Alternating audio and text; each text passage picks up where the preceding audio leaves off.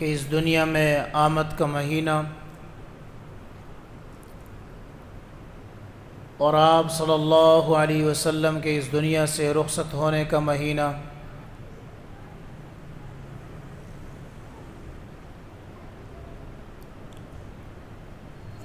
گزشتہ دن ایک صاحب نے ایک میسج بھیجا جس میں یہ ذکر تھا کہ نبی علیہ الصلاۃ والسلام کی آمد کا تذکرہ حاجی امداد اللہ مہاجر مکی رحمۃ اللہ علیہ فرماتے ہیں کہ آپ صلی اللہ علیہ وسلم کی آمد کے موقع پر اور آپ کے ذکر کے محافل میں شرکت کرنا حاجی امداد اللہ مہاجر مکی رحمۃ اللہ علیہ فرماتے ہیں کہ میں باعث سعادت سمجھتا ہوں۔ تو انہوں نے کہا کہ جب مہاجر جو ہے امداد اللہ مہاجر مکی رحمۃ اللہ علیہ اگر وہ ان کو باعث سعادت سمجھتے ہیں تو آج کل کے علماء کیوں تنقید کرتے ہیں؟ تو میں نے ان سے عرض کیا کہ یہ بالکل غلط بات ہے کہ ہم اس قسم کی محفلوں پر تنقید کریں، بلکہ ہمارا یہ عقیدہ ہے کہ جو نبی علیہ الصلاۃ والسلام کی آمد اور آپ کی اس دنیا میں تشریف آوری پر خوش نہ ہو وہ کافر ہو سکتا ہے، مسلمان نہیں ہو سکتا۔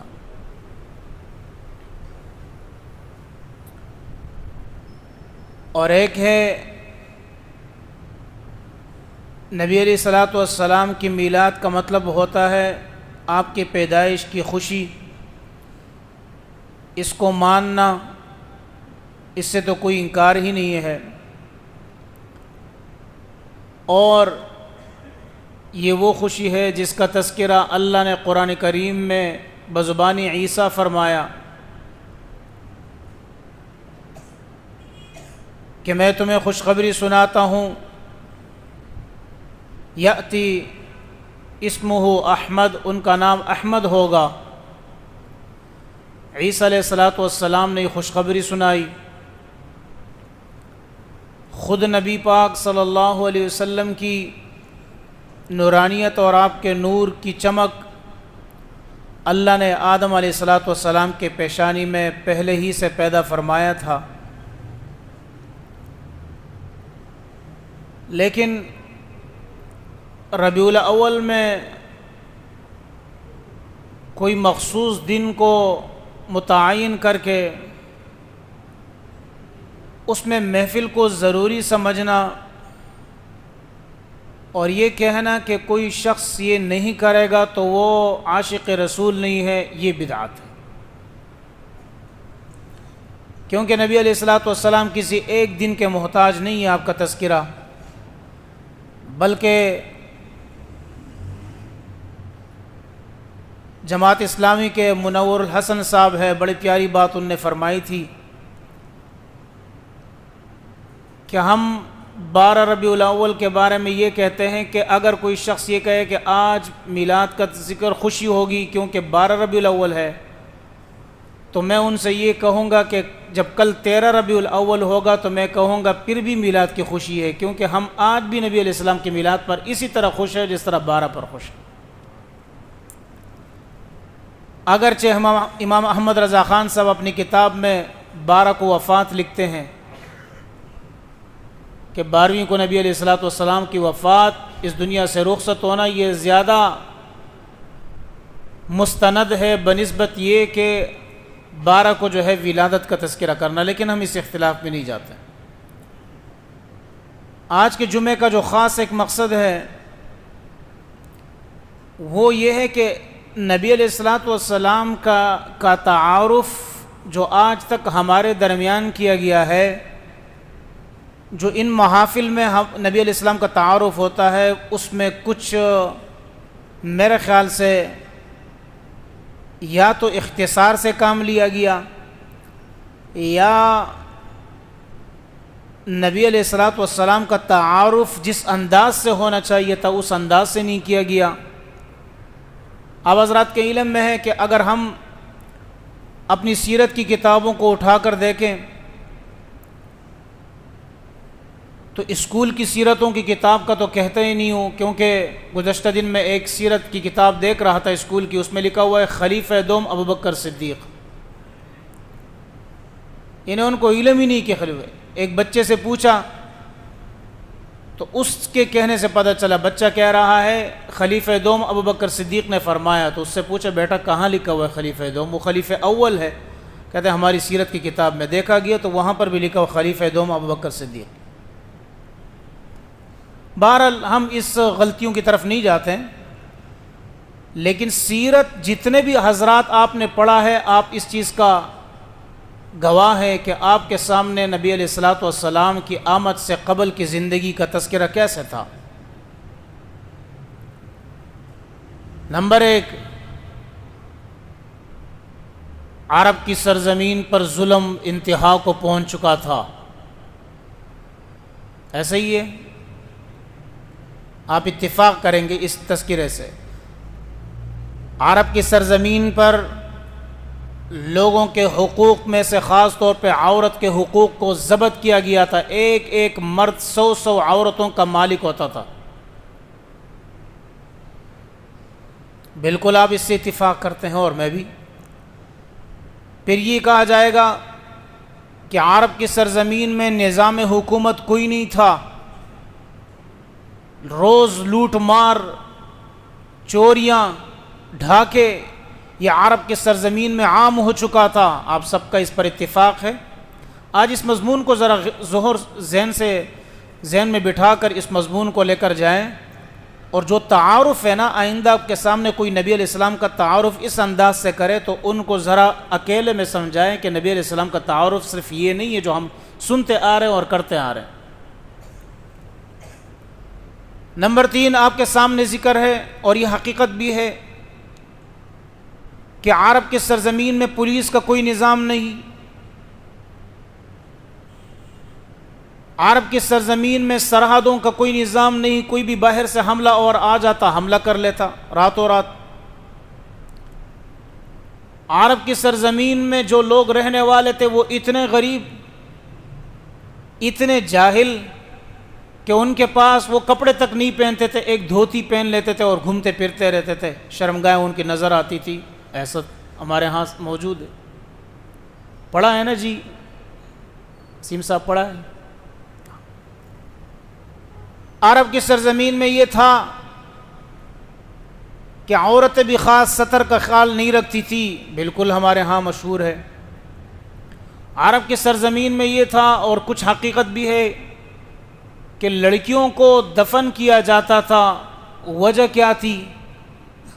تو ایک ہی وجہ بیان کی جاتی ہے، اور وہ وجہ یہ ہے کہ کوئی بھی شخص یہ گوارا نہیں کرتا کہ اس کی بیٹی کسی اور کے نکاح میں چلی جائے گی۔ کوئی دماغ خراب ہے کوئی سب؟ حالانکہ وجوہات میں سے ایک بڑی وجہ یہ تھی کہ وہ چاہتے تھے کہ جو مال کل بیٹی کو ملنا ہے اور جو میراث میں ان کا حصہ ہونا ہے اس پر ان کا قبضہ وغیرہ نہ ہو، اور دوسری وجہ یہ تھی کہ ہمارے مال و متاع میں اگر کوئی شخص جو ہے وہ آڑے آ سکتا ہے تو وہ ہماری بیٹیاں آ سکتی ہے۔ وہ زندہ درگور کرتے تھے عرب کی سرزمین پر۔ ان تمام باتوں سے اتفاق کیا جا سکتا ہے، لیکن صرف سوال یہ ہے، اور یہ آپ سب سے سوال ہے، کہ کیا نبی علیہ الصلوۃ والسلام کو صرف عرب کی سرزمین کے لیے مبعوث کیا گیا تھا؟ تو یہ کون سی تاریخ ہے کہ جب بھی کوئی تاریخ داں یا سیرت والا بیان کرتا ہے تو وہ کہتے ہیں عرب کی سرزمین میں یہ مسئلہ تھا، عرب کی سرزمین میں یہ مسئلہ تھا؟ یہ کیوں بیان نہیں کرتا کہ پوری دنیا اس تعصب کا شکار ہو چکی تھی کہ مذہب کے نام پہ ان کے پاس کوئی کتاب نہیں تھی؟ پوری دنیا مذہبی ان کے پاس کوئی رنگ نہیں تھا، اصول نہیں تھے ان کے پاس۔ یہ نہیں تھا کہ وہ سمجھتے نہیں تھے یا کوئی جاہل پیدا ہوئے تھے، ایسا نہیں تھا، وہ جو ان کے درمیان بدعات اور رسومات اتنے آگے آ چکے تھے کہ انبیاء علیہ الصلوۃ والسلام کا جو سبق تھا، جو حقیقی سبق تھا، اس کو پس پش ڈالا تھا۔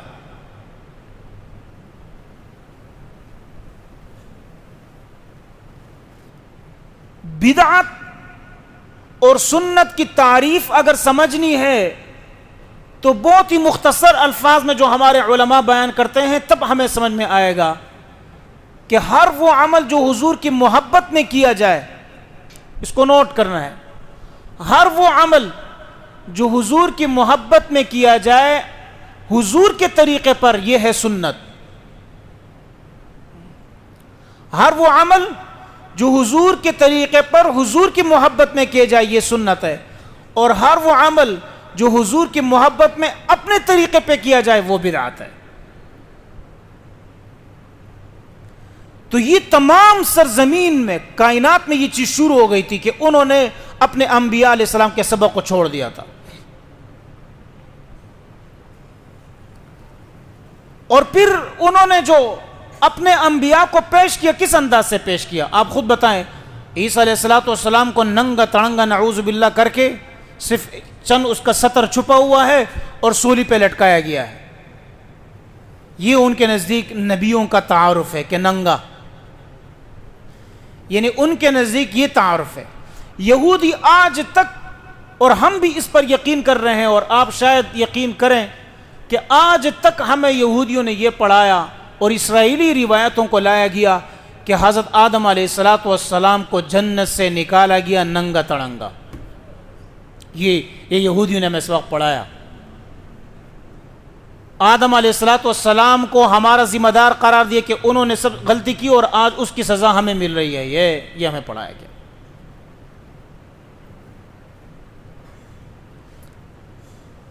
یہودیوں نے یہ پیش کیا کہ آدم علیہ السلام کے پاس کوئی لباس نہیں تھا۔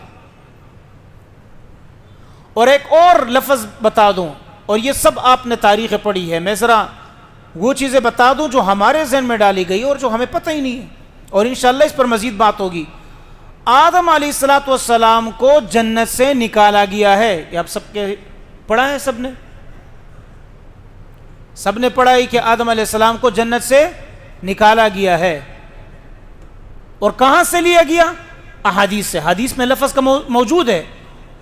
نبی علیہ السلام نے جمعے کی فضیلت بیان فرمائی، آپ نے فرمایا اسی میں اللہ نے آدم کو پیدا کیا، اور اسی میں اللہ نے وَأُخْرِجَ کا لفظ موجود ہے۔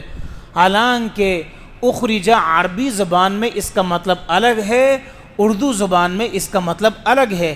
اگر ہم ترجمہ کریں گے تو یہ ترجمہ کریں گے کہ آدم علیہ السلام کو اتارا گیا، نکالا گیا نہیں۔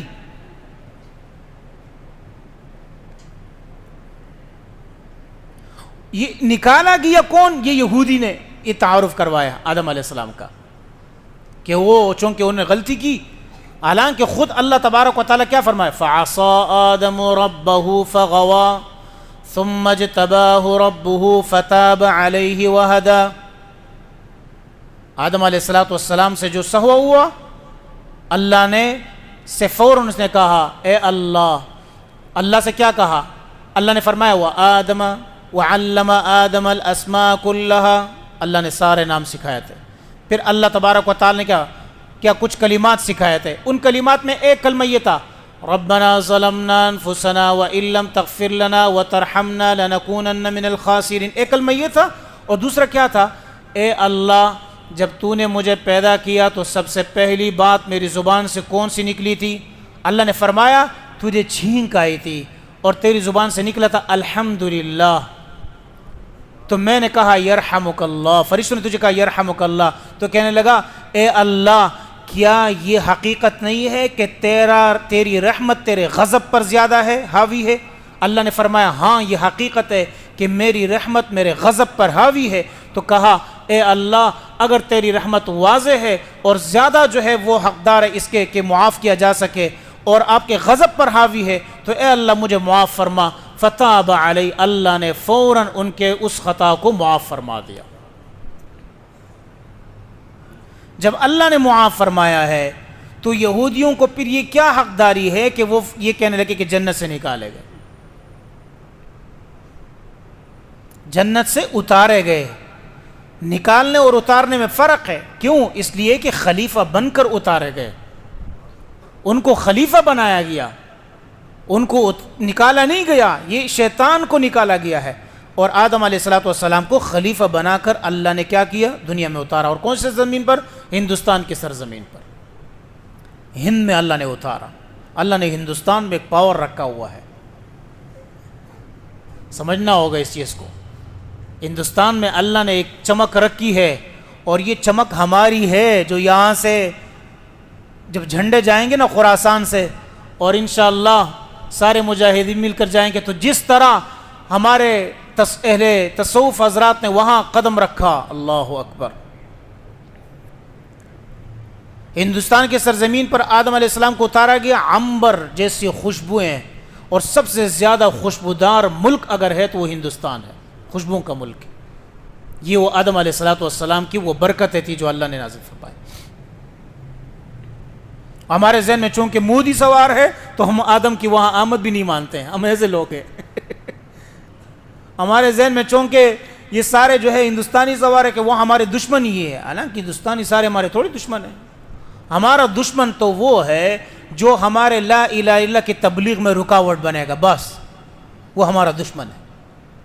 جو ہمارے لا الہ کی تبلیغ میں رکاوٹ بنے گا وہ کون ہے؟ ہمارا دشمن ہے. جو ہمارے مسلمانوں پر ظلم کرے وہ کون ہے؟ ہمارا دشمن ہے. یہ ہمارا دشمن ہے. ہمارا دشمن جو ہے ہندوستان کے لوگ نہیں ہے. جہاں اللہ کی تبلیغ پر پابندی لگے گی پھر وہ دشمن ہے ہمارا. تو آدم علیہ السلام کو اللہ نے ہندوستان کے سرزمین پہ اتارا. اب آپ خود اندازہ لگائے، جس نبی کو اللہ نے زمین پر اتارا خلیفہ بنا کر، اور انہوں نے تبلیغ جاری کی، اور اس نبی کو یہودیوں نے پیش کیا کہ وہ ننگا، عیسائیوں نے اپنے نبی کو پیش کیا کہ وہ ننگا، سولی پہ لٹکا دیا، توہین ان لوگوں نے کی. اور ہمارے مسلمانوں نے کیا کیا؟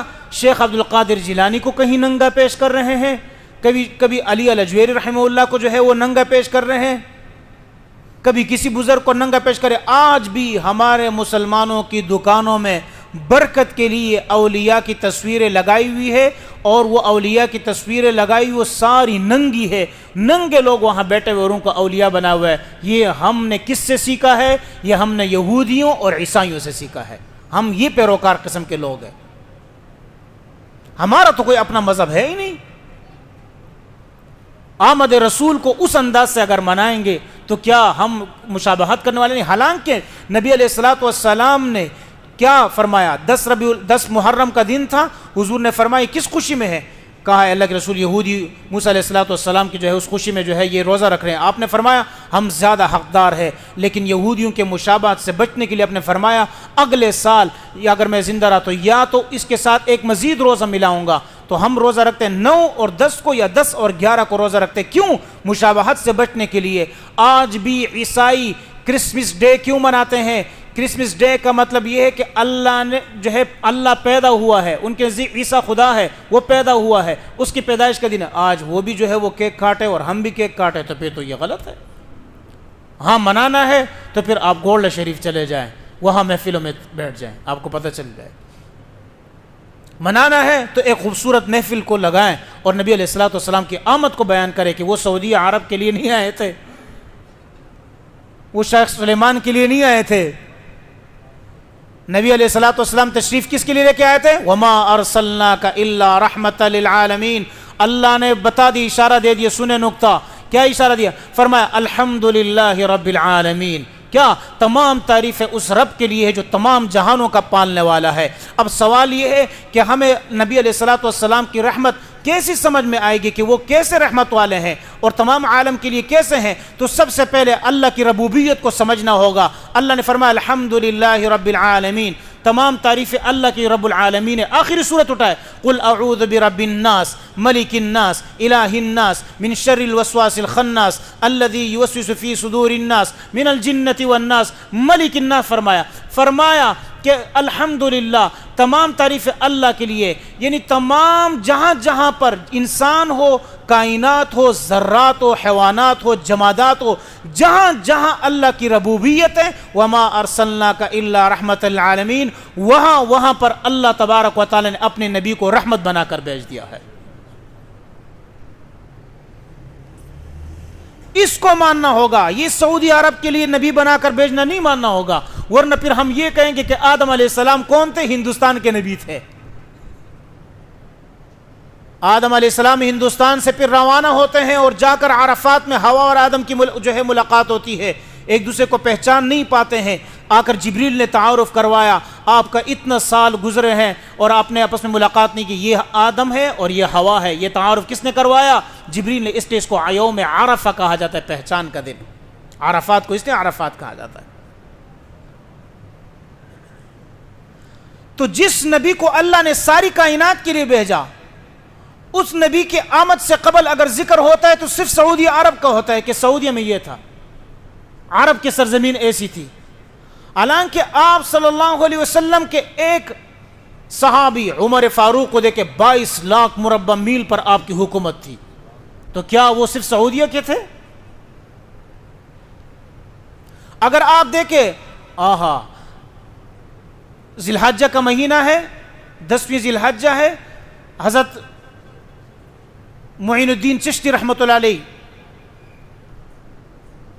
جانتے ہیں معین الدین رحمہ اللہ تعالی کو, حضرت اجمیر شریف, اب تو پہچان گئے نا اجمیری, معین الدین اجمیری رحمہ اللہ روضہ رسول کے پاس کھڑے ہیں. آپ کی عمر 40 سال کی ہے. 40 سال کی عمر میں اچانک روضہ رسول سے آواز آتی ہے, اے معین الدین, اے معین الدین, اللہ نے آپ کو سارے دین کا معین بنا کر بھیجا ہے. کون؟ روضہ رسول سے. اچانک ایک لوگوں پر لرزہ طاری ہوا. حضرت معین الدین چشتی رحمۃ اللہ علیہ نے وہاں ہی ٹھیک لگایا. اتنے میں رسول اللہ صلی اللہ علیہ وسلم کی زیارت نصیب ہوئی. آپ نے فرمایا, معین الدین, اللہ نے آپ کو سارے عرب سارے ہندوستان کے لیے ایک خاص دین کا وہ بنا کر بھیجا ہے, جاؤ ہندوستان چلے جاؤ یہاں سے. اگر نبی علیہ السلام سعودیہ کے ہوتے تو فرماتے کہ یہاں محنت کرو, تمہاری محنت کی جگہ یہاں ہے. اگر نبوت سے قبل, حضور علیہ السلام سے قبل وہ صرف سعودیہ میں یہ مسائل ہوتے اور عرب میں یہ مسائل ہوتے, تو حضور علیہ السلام پھر عرب کے نبی ہیں, پھر ساروں کے نہیں بنیں گے.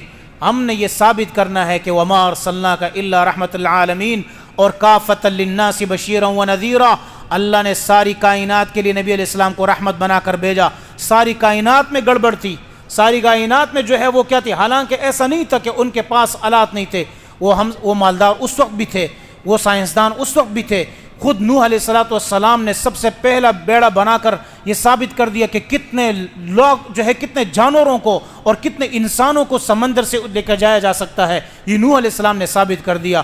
خود قوم عاد کے بارے میں کیا فرمایا اللہ نے کہ قوم عاد وہ قوم تھی کہ آپ ان کے عشر عشیر تک نہیں پہنچ سکتے ہو. سائنس میں بھی وہ اعلیٰ تھے اور ہر ٹیکنالوجی میں بھی اعلیٰ تھے, اور ان کے پاس مال و متاع. مصعب بن عمیر رضی اللہ عنہ کو دیکھے, اللہ نے کتنا مال عطا فرمایا. آپ نے فرمایا مصعب بن عمیر وہ ہے جب وہ خوشبو لگاتے ہیں تو مدینہ کے گلیوں سے جب گزرتے ہیں تو پتہ چل جاتا ہے کہ یہاں سے مصعب بن عمیر گزرے ہیں. ان کے کپڑوں کا پوشاک, ان کا لباس, خوبصورت لباس, اور وہ سب جا کر نبی علیہ السلام کے قدموں میں رکھا, اور ساری دولت اللہ کے رسول صلی اللہ علیہ وسلم کے دین میں قربان کر دی. لوگوں نے دولت ہڑپ کر دی. اے مصعب, یا اپنے دین کی طرف واپس آ جاؤ یا آپ کو دولت ملے گی. کہنے لگا مجھے دولت کا 1 روپیہ نہیں چاہیے, مجھے اگر چاہیے تو محمد رسول اللہ صلی اللہ علیہ وسلم چاہیے. دولت کیوں نہیں تھی ان کے پاس؟ ایسا نہیں تھا کہ دولت نہیں تھی, کہ کپڑے نہیں تھے, سب کچھ ان کے پاس تھے, لیکن جہالت یہ تھی کہ وہ باوجود دولت کے ننگے طواف کر رہے ہیں. یہ جہالت تھی, جہالت کی بنیاد. ظلم کی انتہا ان کے اندر تھی, اور لڑکیوں کو زندہ درگور کرنا ان کے اندر تھا. اللہ تبارک و تعالی نے صرف سعودیہ کے لیے, عرب کے لیے, ساری کائنات کے نبی علیہ السلام کو بھیجا. تو وہ معین الدین چشتی رحمۃ اللہ علیہ خواب میں زیارت ہوئی. آپ نے فرمایا جاؤ ہندوستان کی طرف. ہندوستان کی طرف کس کے کہنے پہ چلے گئے؟ نبی علیہ السلام کے کہنے پہ چلے گئے. آپ نے سفر شروع کر دیا, بغداد تشریف لائے. اور مشہور وہ پڑھتے بھی ہیں ربیع الاول میں اکثر, بغداد کا میں خانہ, مجھے حد سے زیادہ یہ اشعار ان کے پسند ہے. وہاں سے تشریف لائے. پہنچتے پہنچتے کہاں پہنچے؟ ہندوستان میں پہنچے, دہلی پہنچے. یہاں پر آ کر ان کے جانشین, اپنے جانشین کو بختیار کاکی رحمۃ اللہ علیہ کو اپنا خلیفہ مقرر کیا دہلی میں, کیونکہ آپ نے دہلی میں تو ٹھہرنا نہیں تھا. وہاں سے آپ روانہ ہوئے, اجمیر پہنچ گئے. اجمیر میں آپ نے پڑاؤ ڈالا, اور آپ نے سب سے پہلے ہندوستان کی لڑائی, آج ہندوستان کی اس لڑائی پر فلمیں بنائی گئی ہے. پرتھوی ایک جو اس وقت کے بہت بڑے وہ لوگ تھے جنہوں نے ہندوستان میں بڑا وہ مچایا ہوا تھا. پرتھوی ان کے خلاف جنہوں نے شہاب الدین غوری رحمۃ اللہ علیہ نے ان کے خلاف جنگ کی، یہ کس کے کہنے پہ کی؟ خواجہ معین الدین چشتی رحمۃ اللہ علیہ کے کہنے پر کی ہے۔ اس وقت جہاد کے متولی ہوتے تھے یہ کون؟ اللہ کے ولی، اور آج پیسے کے ولی بن گئے ہیں سارے۔ سب سے بڑا ولی وہ ہے جس کے پاس سب سے بڑی گاڑی ہو، سب سے بڑی داڑھی اور سب سے بڑی گاڑی۔ اب تو داڑھی میں غائب۔ اب میں نے ایک کو دیکھا کہ آج ہے وہ، ہمارے شکر یہ کہ اہل سنت میں سے نہیں ہے، یہ پہلی مرتبہ اس طرح نکلا ہے کہ ہم میں سے نہیں ہے، وہ دوسرے حضرات سے ہے، چمی والے سرکار، واہ واہ واہ، چمی والے سرکار، مریدین آ رہے ہیں اور چمی کر رہے ہیں، سرکار حضرت بیٹا ہوئے چمی والے سرکار، آپ انداز لیں۔ کچھ ہمارے سرکاری وڈیرے جو ہے وہ بھی ولی ہے ماشاءاللہ، گدنشین ہے، ہمارے سرکاری گدنشین، آپ اندازہ لگائیں۔ سگریٹ والے سرکار، ننگے سرکار، شلوار والے سرکار، یہ ان بغیرتوں کو ہم نے کیا بنا دیے؟ ولی بنا دیے۔ ولی اللہ کا غیرت مند بندہ ہوتا ہے۔ شہاب الدین غوری رحمۃ اللہ علیہ نے فوج تیار کی برطوی کے خلاف، 3 لاکھ ان کے لشکر تھے، 1 لاکھ، اور ہاتھی سواری سب ان کے پاس، یہ سب چیزیں تھی۔ خواجہ جو ہے شہاب الدین غوری، جو غوری بنا ہوا ہے، آپ کو پتہ ہے شہاب الدین غوری کہاں مدفون ہے؟ نوجوانوں کو پتہ ہے، آپ بڑے تاریخ دان ہیں۔ شہاب الدین غوری رحمۃ اللہ علیہ کہاں مدفون ہے؟ ہائے ہائے، اور یہاں سے کہتے ہیں ہمارے پاس غوری ہے، اور دعوت پتہ نہیں جی کمزے کی دے۔ جہلم کی سرزمین میں خدا کے بندو، ڈاکٹر عبد القدیر رحمہ اللہ نے خود ان کا مزار بنوایا، وہاں ان کی قبر تھوڑی سی ٹھیک ٹھاک کروائی ہے، ہمیں تو پتہ بھی نہیں ہے۔ جہلم کی سرزمین پر آ کر وہ شہید ہوئے، خواجہ کون؟ شہاب الدین غوری، جن کو کس نے؟ اجمیر جو ہے معین الدین چشتی رحمۃ اللہ علیہ نے بھیجا تھا شہاب الدین غوری کو۔ انہوں نے 10,000 لشکر لے کر 1 لاکھ کے خلاف لڑا، ظاہری شکست ہوئی، ان کو دوبارہ تیاری کی، 1 لاکھ کا لشکر ان کا ہے اور ان کا 3 لاکھ کا لشکر ہے، لڑائی کی، ایسا بھگایا ان کو، یہاں تک کہ ان کے لیڈر کو انہوں نے قتل کر دیا، اور قتل کر کے یہ ساری حکومتیں، یہ سارا ہندوستان اور یہ سارے علاقے، دہلی وغیرہ سب علاقے انہوں نے اپنے قبضے میں لے لی۔ یہ کس کے کہنے پہ لی؟ اللہ کے ایک ولی کے کہنے پر لی۔ آخر کیوں لی؟ اس لیے کہ اللہ کے ولیوں کو نبی علیہ السلام کی تعلیم کا پتہ تھا کہ نبی علیہ الصلوۃ والسلام صرف اس لیے نہیں آئے کہ حلوہ کس طرح تقسیم کرنا ہے، نبی علیہ الصلوۃ والسلام صرف اس لیے نہیں آئے کہ کھانا کیسے کھانا ہے، نبی علیہ الصلوۃ والسلام صرف اس لیے نہیں آئے ہیں کہ صرف جو ہے وہ مال و بتا کس طرح کمانا ہے، نبی علیہ الصلوۃ والسلام اس طرح نہیں ہے کہ کھانا کون سے ہاتھ سے کھانا ہے، نبی علیہ السلام صرف اس لیے نہیں ہے کہ پانی کس طرح پینا ہے، نبی علیہ السلام اس لیے بھی آیا ہے کہ اللہ تبارک و تعالی، آپ نے فرمایا اللہ نے مجھے تلوار کے ساتھ مبعوث کیا ہے۔ یہ ان کے کیپن شہاب الدین غوری۔ تو بختیار کاکی رحمۃ اللہ علیہ کس کے؟ علی اجویری کے جو ہے کیا خلیفہ بنے۔ یہ سارے قصے اور یہ ساری چیزیں تو سارے اس کا خلاصہ یہ ہے کہ نبی علیہ الصلوۃ والسلام کو اللہ نے جو خلیفے دیے ہیں اور جو آپ کے جو ہے تبلیغ کے راہ پر چلنے والے ہیں، وہ پھر یہ نہیں سوچتے ہیں کہ پاکستان میں کیا ہوگا۔ اس لیے ہمارے تبلیغ حضرات پر لوگ کیا اعتراض کرتے ہیں، آپ پاکستان میں کیوں نہیں وہ کرتے ہیں، آپ باہر ملک کیوں چلے جاتے ہیں؟ تو باہر تمہارا دادا جائے گا، خود تو تم گھر میں بیٹھے ہوئے ہو۔ تبلیغوں پر اعتراض کیا ہوتا ہے، آپ پاکستان میں کیوں گشت کر رہے ہیں؟ تو پاکستان نہیں، آپ جو ہے وہ باہر ملک کیوں جا رہے ہیں، آپ پاکستان میں کیوں نہیں ہو رہے ہیں؟ تو پاکستان میں تو سارے پیدل گشت کر رہے ہیں پاکستان۔ تو سوال یہ کہ یہ اعتراض بھی وہ کر رہے ہیں جو اپنے گھر سے سوائے کھانے کے لیے باقی نکلتے ہی نہیں ہے۔ اللہ نے ہمارے دین کو تمام عالم کے لیے بنا کر بھیجا ہے، ہمارے نبی، ہماری کتاب تمام عالم کے لیے، ہمارے اللہ تمام عالم کا اللہ، ہمارے نبی تمام عالم کے نبی، ہماری کتاب تمام عالم کی کتاب، ہمارے نبی کی محنت تمام عالم کی محنت ہے۔